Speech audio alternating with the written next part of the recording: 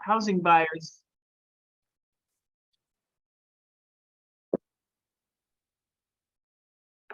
Anyway, so I'm kind of wondering how the housing buyers are reacting to their bonds. Are they in discount? You know, are they in deep discount now? So just some thoughts I have heading into the meeting, but with this, let's start the meeting. Over to Hazim for the resolution for the next bond sale. Sure. Thank you, Sarah. Good morning, everybody. So for finance, we do have one action item that we'll be requesting the board to approve. It is for the next single family bond resolution. So the resolution is to authorize CHFA up to 200 million of the housing mortgage finance program bonds. The sale will allow CHFA to raise 115 million of lending proceeds for first-time homebuyer program and recycle up to 50 million of prepayments. Through September 16, CHFA has warehoused and reimbursed about 218 million and had a net pipeline of about 154 million. We intend to utilize the fixed rate and floating rate structures, and we'll overlay a swap and expect the deal to close around November. Citigroup has been assigned as the book running manager for the bonds, and I'll be happy to answer any questions the committee has on the resolution. Hazim, how do you do so Citigroup? I know we have a pool. Yes. Do you just rotate through the pool? Yes. And it's just purely who's ever turn it is? Yes. Yes. So if you remember, the board authorized a pool, and within the pool, certain investment banks will act as the senior, co-senior, so on and so forth.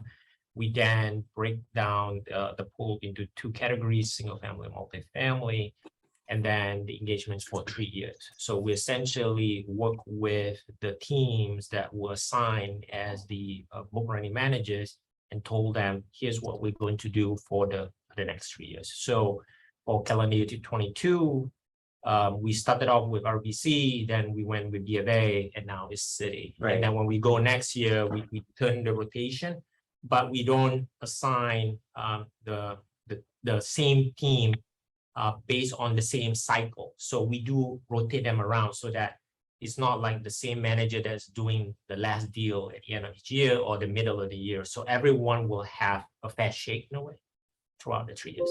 Right, I understand why you do it that. Has the authority ever done a system where you still have a pool and we still select the pool like we would normally do, but instead of just having a rotation that's kind of randomized so that everyone gets a fair shake, you inject some element of competition within the pool, some level of competition within the pool, so that the bankers have incentive to try to come up with ideas and interact with you and all that. Yeah, so yeah. it's like, so it's still a pool, right? Because I know we need to do pool, and no one's going to want to do, work to do the RFP and have coverage if they don't get any deals.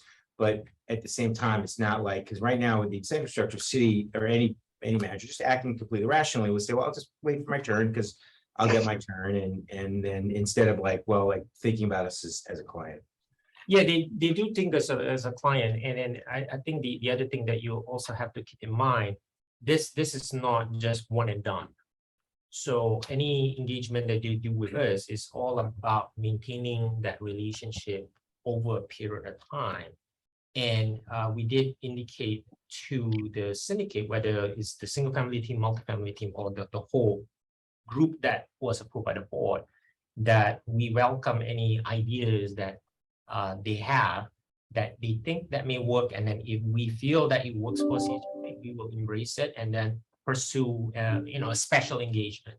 Case in point, during the COVID, the whole market was collapsing, and then we entered into something with RBC, because RBC stepped up, and then they basically said, because of the ongoing relationship with CHFA, they were willing to open up their capital. So we have that, and then the last deal, for example, So you'll take, so someone comes with a really good idea, you'll hit it. Okay. All right.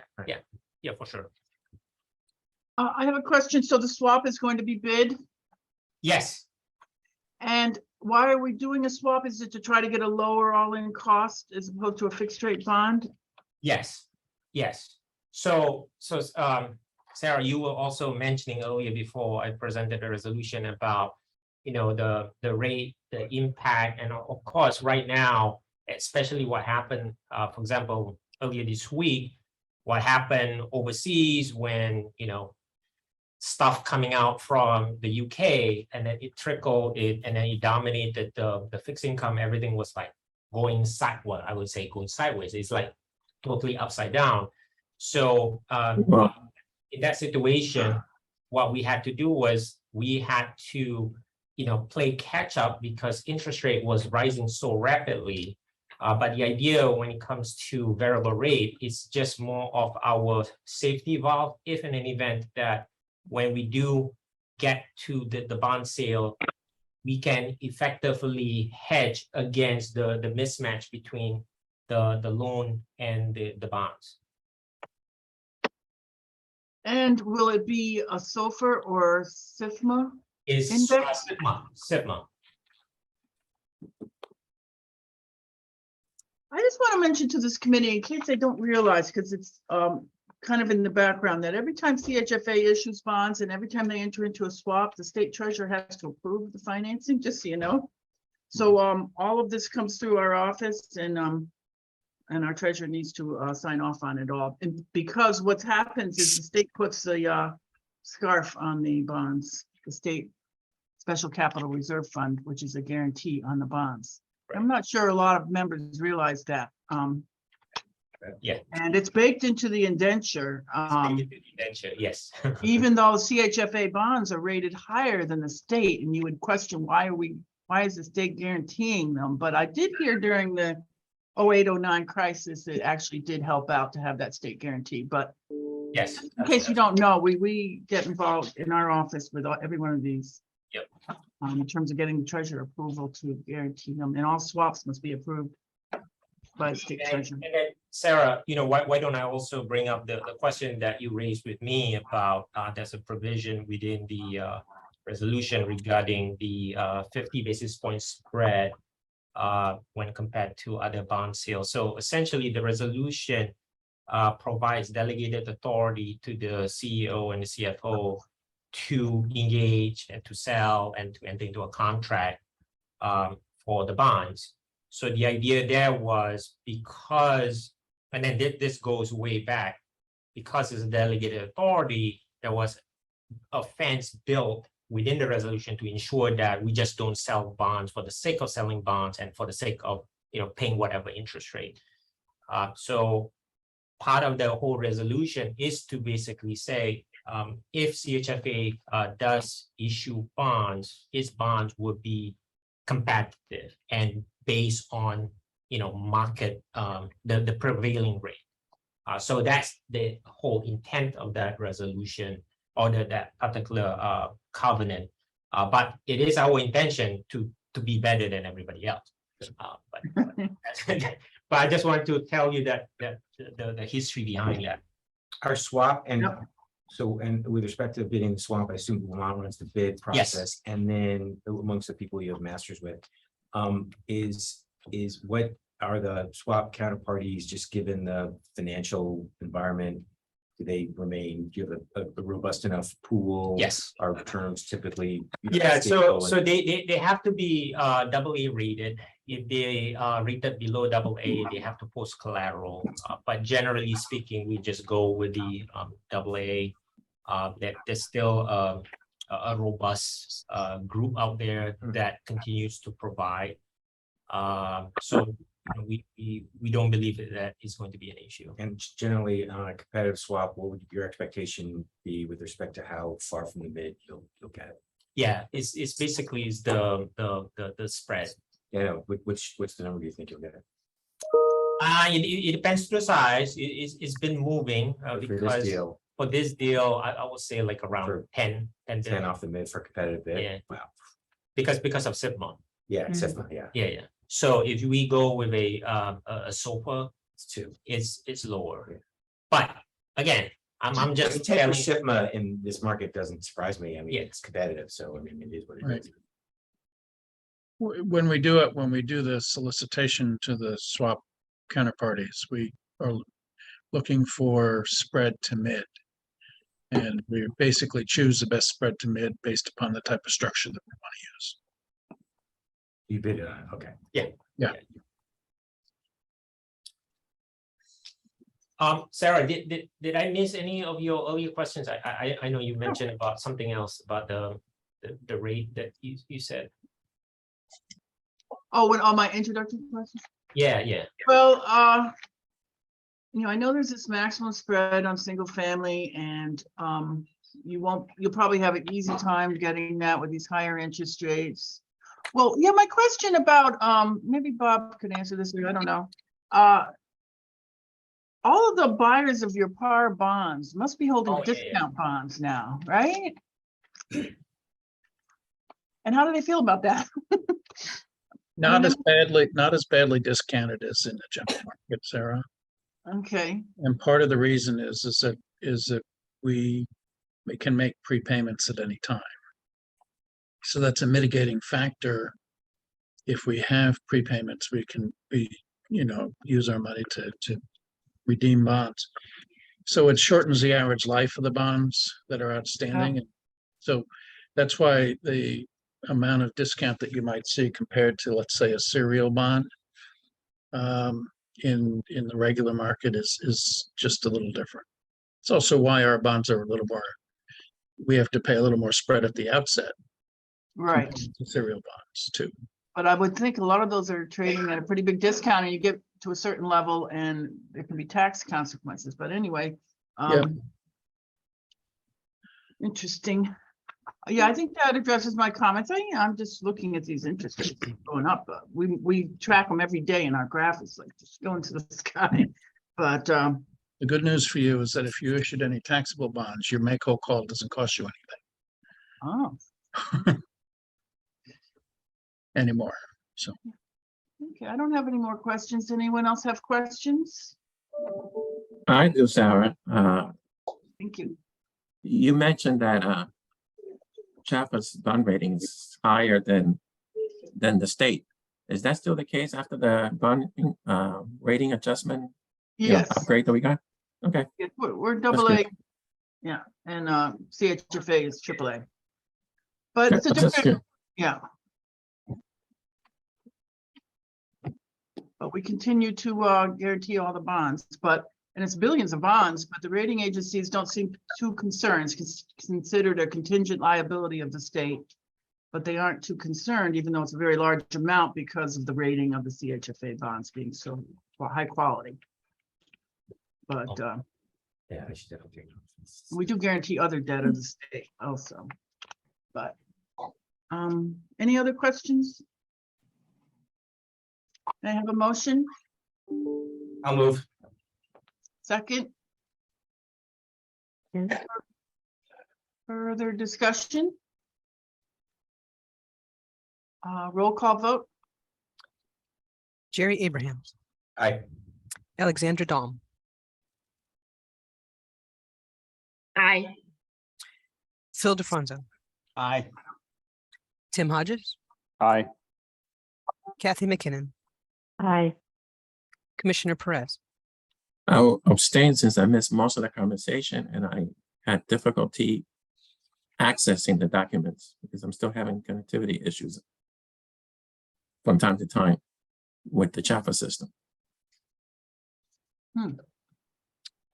Okay. Thank you for that. We'll see what we can do again to fix that for you next month. Yeah, Franklin that's why Perry? I'm late because I'm trying to sign on and the link is not there. It disappears. Franklin Perry,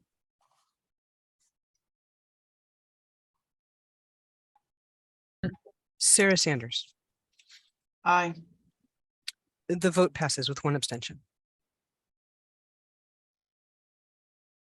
Okay, then we have a financial report from Allison Murphy. Good morning, all. Before you are the August financial reports. On the revenue side, mortgage loan and investment interest revenue are coming in 2.3 million over budget for the first 8 months of the year and are 1 million lower than last year. The current year variance is due in part to the increase in interest rates on the authority's short-term investments. And just to give you an indication, the stiff rate, and I know Sarah knows this, at the end of August was about 2.3%. And for comparison purposes, the rate the same time last year was less than 1%. On the expense side, bond interest expense is below budget by 8.9 million and 4.8 million lower than last year. In addition to the premium amortization acceleration due to the redemptions, the variance is also a result of the authority's outstanding bonds being about 124 million lower than the same time last year. Administrative expenses are coming in 5.5 million under budget and 569,000 higher than last year. When you exclude salaries and benefits, or 17.9 million, the current year expenses are about 585,000 lower than last year. And lastly, the change in net position is above target, about 16.7 million. Are there any questions?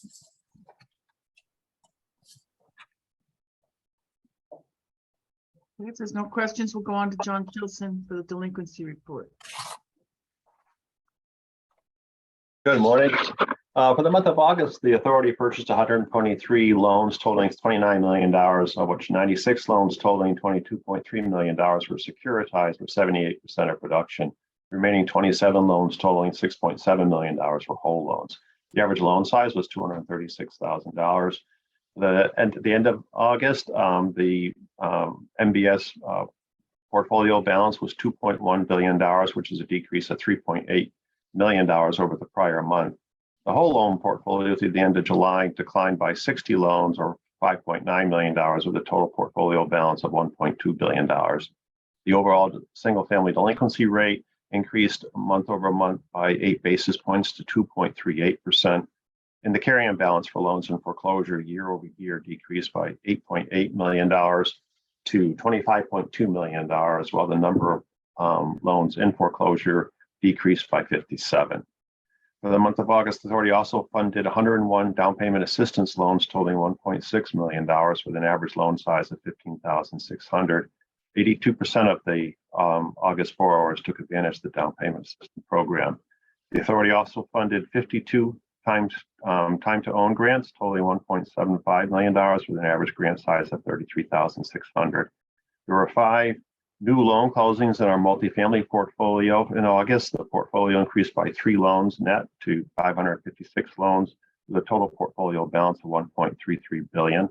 There were 7 permanent loan delinquencies, which was 2 less than the prior month. There were no construction loan delinquencies, and the overall delinquency rate for the multifamily portfolio was 0.4%.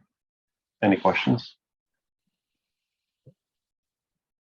I have a random question. Does CHFA ever use mission-oriented funds to buy down interest rates for single family or multifamily? Multifamily, yes. Single. FHLB. Yeah, that was about. So multifamily, yes, we do use our opportunity fund.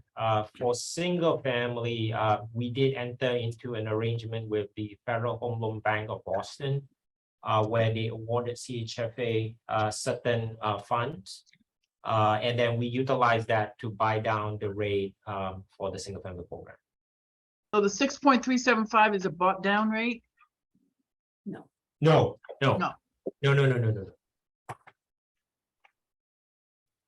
But remember, Sarah, the market, like if you follow the news, it did went over 7%. Within the last few days, but now I believe today it has gone down. Yeah. For now. For now. Yep. Yeah. Any questions for John?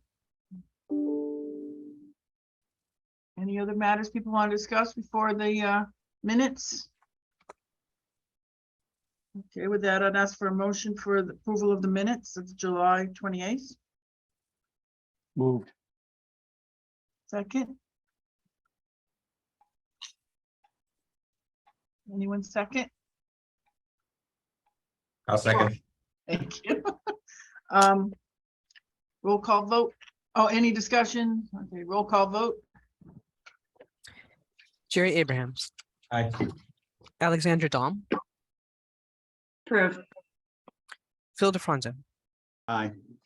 Tim Hodges, Aye. Kathy McKinnon, Aye. Commissioner Perez, Abstain. Franklin Perry, Aye. Sarah Sanders. Aye. Vote passes with one abstention. Good. Well, I think that completes our business. And would like a motion to adjourn. We can all vote verbally. Moved. All in favor? Move second. Okay, all in favor? Aye. Aye. Aye. Thank you.